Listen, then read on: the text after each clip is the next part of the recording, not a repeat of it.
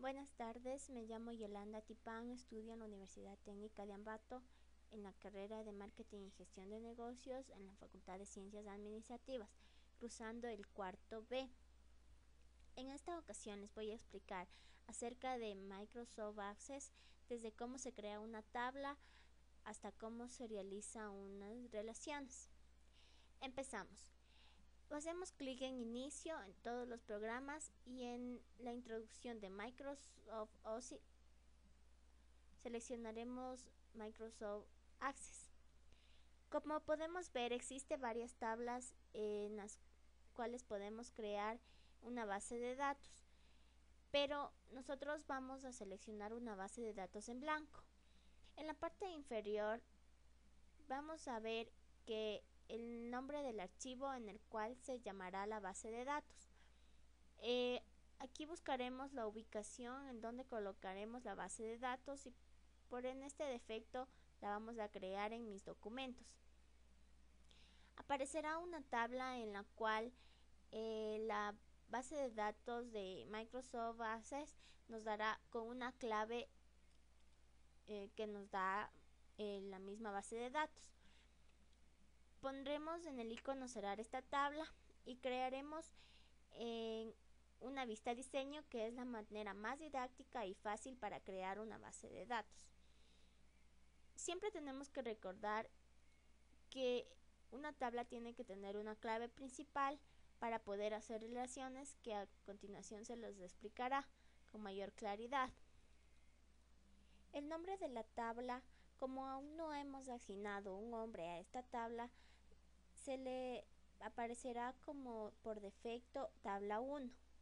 En la parte inferior tenemos general y búsqueda, donde definen las propiedades del campo, es decir, las características adicionales de la columna que estamos definiendo. En la parte derecha tenemos un recuadro que es de texto de ayuda, que nos sirve para hacer como ejemplo, que nos servirá como ayuda en cada uno de los campos que tenemos en la base de datos. En la tabla 1 tenemos el nombre del campo, donde son los atributos que seleccionamos a cada campo que tenemos en la base de datos, y los tipos de datos. Existen varios tipos de datos, como por ejemplo texto, que nos permite almacenar cualquier tipo de texto, sea de carácter como dígitos o de carácter especiales. El memo se puede utilizar para textos de más de 255 caracteres, como comentarios o explicaciones, y tiene una longitud en el formato de 6553 caracteres en número. Nos sirve para datos numéricos utilizando en cálculos matemáticos. Aquí existe en el tipo de campo varios tipos, como tamaño, de entero largo, entero, byte, simple, doble, ID de réplica y decimal. Cada uno tiene varias funciones. En fecha hora, nos sirve para introducir una fecha desde el año 100 hasta 1999. En moneda, estos valores son de datos numéricos, así igual utilizándolo en cálculos matemáticos, en los que consiste una precisión de hasta 15 dígitos a la izquierda separados por decimales y 4 dígitos a la derecha del mismo. En autonumérico, nos sirve para crear números secuenciales, es decir, únicos, o un número aleatorio de Microsoft Access, asignado cada vez que se agregue un nuevo registro a la tabla. Si no, es un campo que contenga entre 1 y 2 valores, es decir, si no, verdadero y falso, activo o negativo, o activado o desactivado. En objetivo o le, es un objeto que, como ejemplo de una hoja de cálculo de Microsoft Excel, de Word, para insertar gráficos, imágenes, sonidos o entre otros. Hipervínculo. Es un tipo de dato de textos o combinación de textos, es decir, números almacenados como textos y utilizados como dirección de hipervínculo. Tenemos asistente de búsqueda.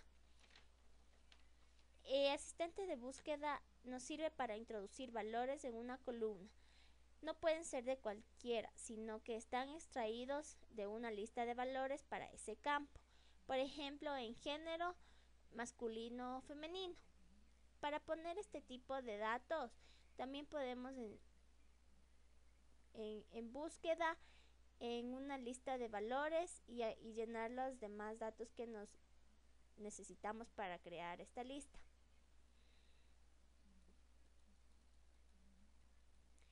Para crear una base de datos con relaciones, entraremos a inicio en herramientas de base de datos y en relaciones. Como sabemos, existen 3 tipos de relaciones. Uno a uno, que un campo de la tabla A puede estar en un campo de la tabla B.